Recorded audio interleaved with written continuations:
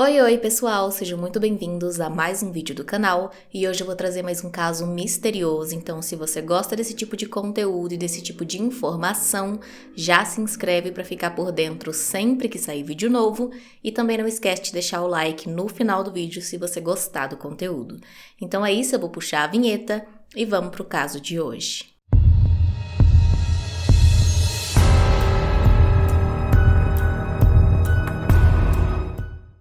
Relisha Hood tinha 8 anos na época dos fatos e vivia em Washington com a sua mãe Shamika Young, seu padrasto Antonio Wheeler, um irmão mais velho por parte de mãe e pai e 2 irmãos mais novos, filho de sua mãe com esse padrasto.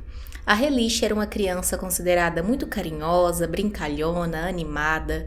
Ela amava a escola, era muito inteligente e tinha o sonho de um dia se tornar modelo. Mas apesar dessa alegria da Relisha, a sua vida com a família não era nem um pouco fácil. Isso porque eles viviam em uma extrema pobreza e passavam muitas dificuldades, além de que também existem relatos de que a sua mãe seria usuária de drogas e negligente com ela e seus irmãos. Ao longo de sua vida, a família da Relisha foi despejada de casa pelo menos 3 vezes por não pagar o aluguel, isso porque eles viviam em extrema pobreza, como eu disse, às vezes eles não tinham nem dinheiro para se alimentar.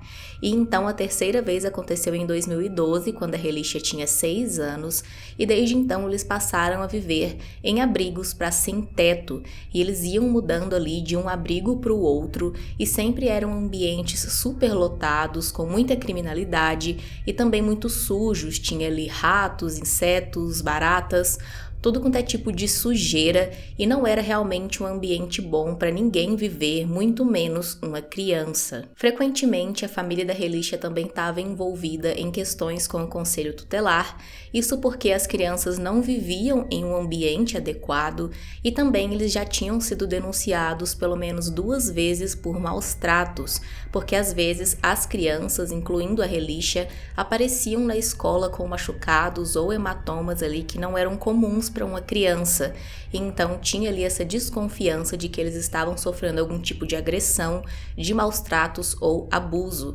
mas nunca era encontrado nenhuma prova de que isso acontecia, e então o Conselho Tutelar mantinha ali uma supervisão sobre as crianças, mas nada nunca era feito. A Relisha frequentemente ia para a escola sem tomar banho, com roupas sujas e também com muita fome, e lá os professores ajudavam ela como eles podiam, eles davam banho nela, davam roupas novas, roupas limpas, né? E também davam comida, mas infelizmente isso não era o suficiente porque a vida da Relisha era realmente muito conturbada.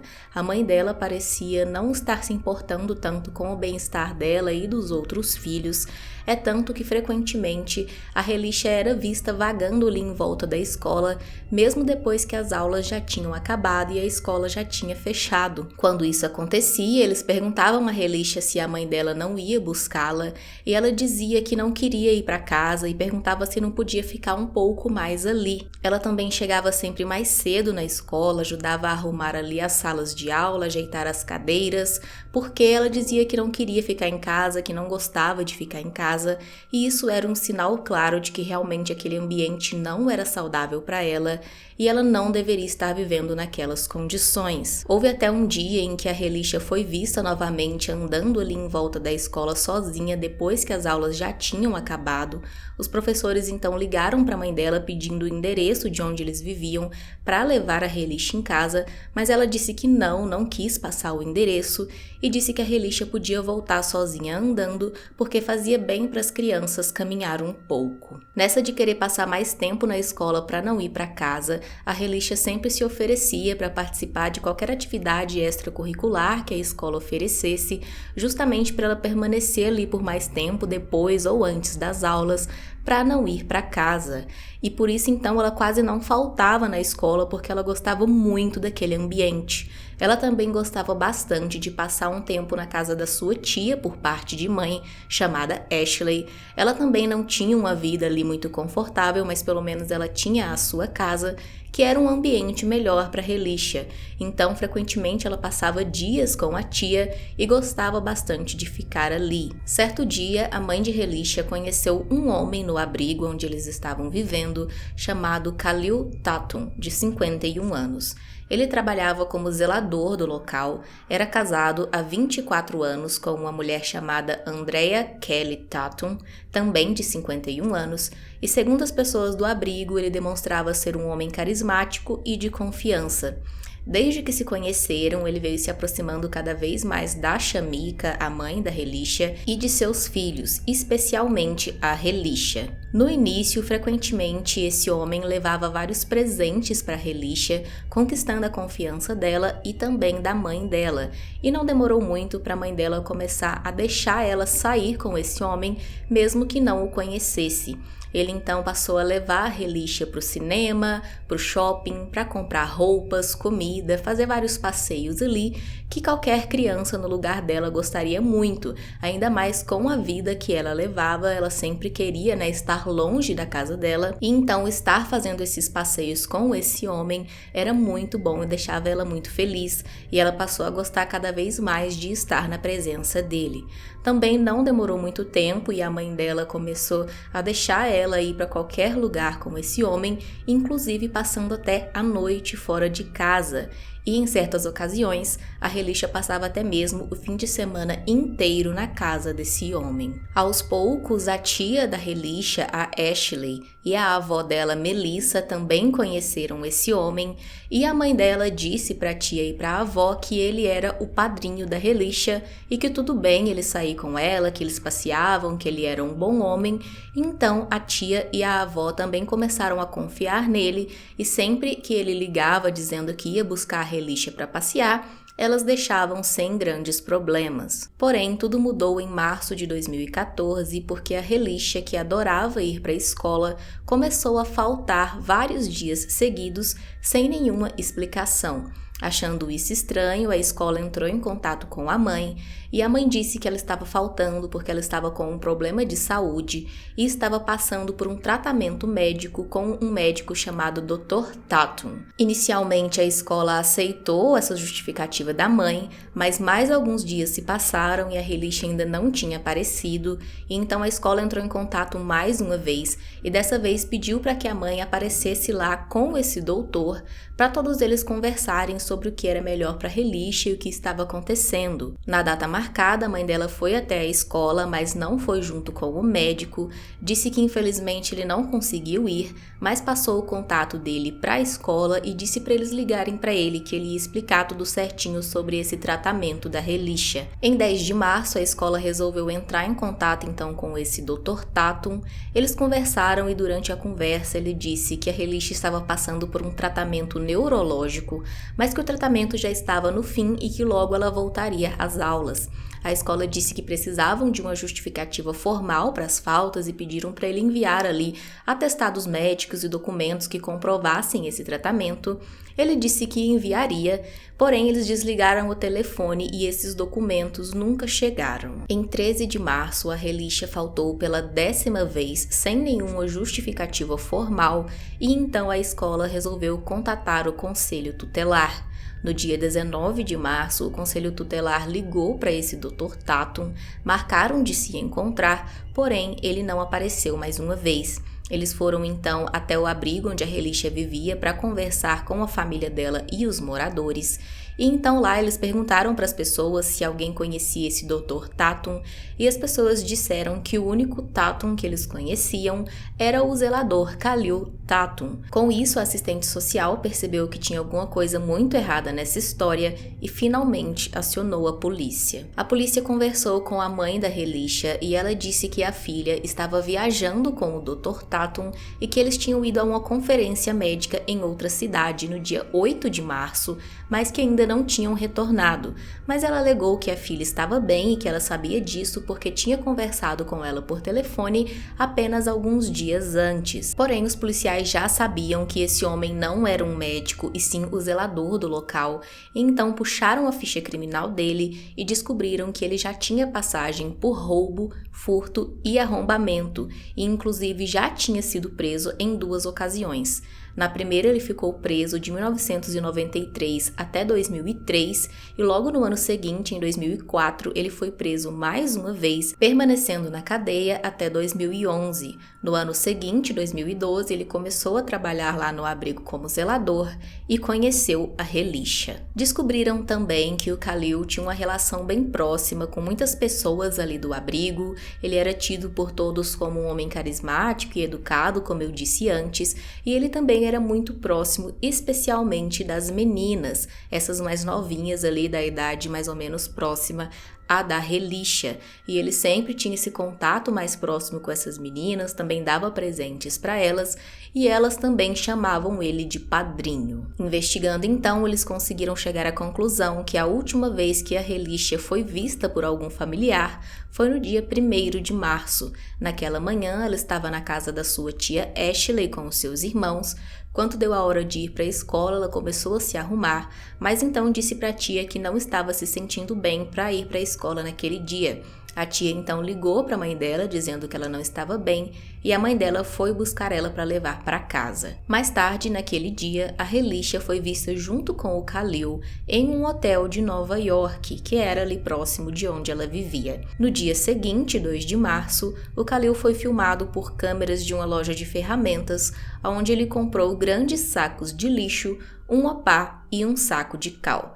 Nesse momento, ele já não estava com a Relisha. Mais tarde, no mesmo dia, ele foi visto novamente em um parque local, sozinho novamente, sem a Relisha. No dia 19 de março, mesmo dia em que a polícia iniciou as investigações sobre o desaparecimento da Relisha, o Khalil foi visto mais uma vez por uma câmera de hotel, dessa vez na companhia de sua esposa e de outras 3 pessoas.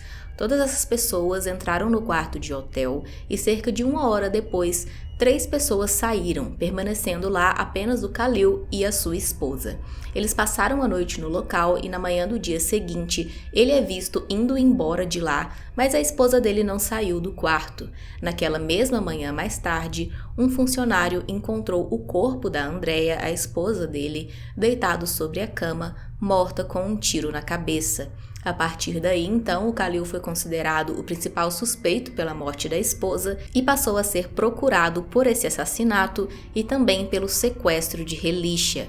Eles foram então fazer uma busca na casa dele, ele não estava lá. Foram encontrados celulares, fotos da Relisha, passaportes, mas não tinha nenhum sinal de luta ou que tinha acontecido algum crime ali e também não tinha nenhum sinal da menina. No final de março, o FBI entrou no caso e foram colocados outdoors digitais ao longo de toda a costa leste da Geórgia com fotos da Relisha e do Khalil, e a esta altura já tinham sido realizadas buscas em todos os lugares aonde ele foi visto com ou sem a Relisha, mas nenhum sinal dela ou dele foi encontrado. Em 31 de março, os policiais encontraram então um corpo em um galpão naquele mesmo parque que o Khalil tinha visitado em 2 de março. E então foi confirmado que esse corpo era dele, e ele tinha tirado a sua própria vida com um tiro na cabeça, usando a mesma arma que usou para matar a sua esposa. Mais uma vez foram feitas buscas intensas naquele parque para ver se tinha algum sinal da Relisha, mas nada sobre ela foi encontrado. 3 anos se passaram e em 2017 o caso acabou sendo um pouco mais conhecido pela mídia, porque a avó, a mãe e o padrasto da Relisha participaram de um programa de TV chamado The Steve Wilkos Show. Esse programa, pelo que eu pude ver, é um talk show onde cada episódio aborda temas polêmicos como adultério, violência doméstica, paternidade, gravidez na adolescência e justiça criminal. E frequentemente os convidados que participam do programa são submetidos ao teste do polígrafo ou detector de mentiras para confirmar as suas alegações. No episódio em que participaram, o Antônio e a Melissa, padrasto e avó de Relisha, concordaram em realizar o teste do polígrafo. Foi feita então a pergunta a eles se eles participaram de alguma forma do desaparecimento da Relisha, e ambos responderam que não. E no final, o teste alegou que eles disseram a verdade. Porém, a mãe da Relisha, Shamika, se recusou a fazer o teste do polígrafo e isto levantou ainda mais suspeitas sobre ela, porque as pessoas já acreditavam que ela teria algum envolvimento em tudo que aconteceu com a Relisha, justamente pelo fato de ela permitir ela sair com esse homem e passar dias com ele sem nem mesmo saber quem ele realmente era. Em dezembro de 2018, a polícia recebeu a informação de que existiam túneis subterrâneos naquele abrigo onde a Relisha vivia. Lá antes era um hospital, antes de ser esse abrigo, e então esses túneis foram construídos ali para os funcionários transportarem coisas, e as pessoas acreditavam que o Khalil poderia ter passado por ali em algum momento com a Relisha. Porém, também foram feitas buscas nesses túneis e nada sobre a Relisha foi encontrado. O caso da Relisha nunca foi solucionado e ela permanece desaparecida até hoje, e existem duas principais teorias a respeito desse caso. Na primeira, muitas pessoas acreditam que ela foi vítima de tráfico humano e que a própria família dela pode ter vendido ela para o Khalil ou para alguma outra pessoa e que ele teria intermediado essa venda. Um fato que faz algumas pessoas acreditarem ainda mais nessa teoria é que no dia 8 de março de 2014, ainda mesmo antes do desaparecimento da Relisha, o padrasto dela, Antônio, postou uma foto em sua rede social com um par de tênis novos de marca e também um bolo de dinheiro. E as pessoas acharam isso muito estranho porque eles eram uma família muito pobre, e então da onde ele teria tirado esse dinheiro? E as pessoas acreditam que ele recebeu isso por ter vendido a Relisha e que ele pode ter feito isso com ou sem o conhecimento da mãe dela. A segunda teoria diz que o Khalil pode ter se aproximado da Relisha desde o início na intenção de sequestrar ela, abusar dela e até mesmo já querendo tirar a vida dela,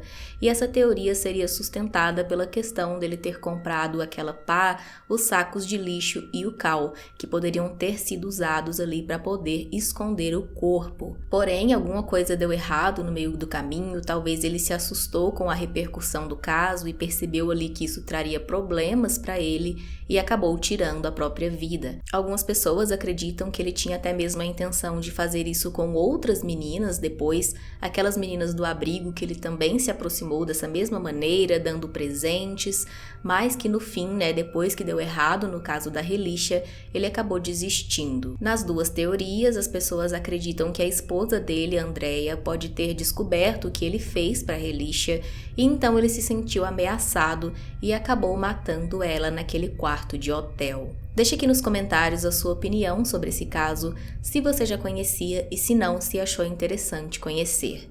Também deixe aqui uma sugestão de um caso que você acha que seria interessante a gente trazer para o canal.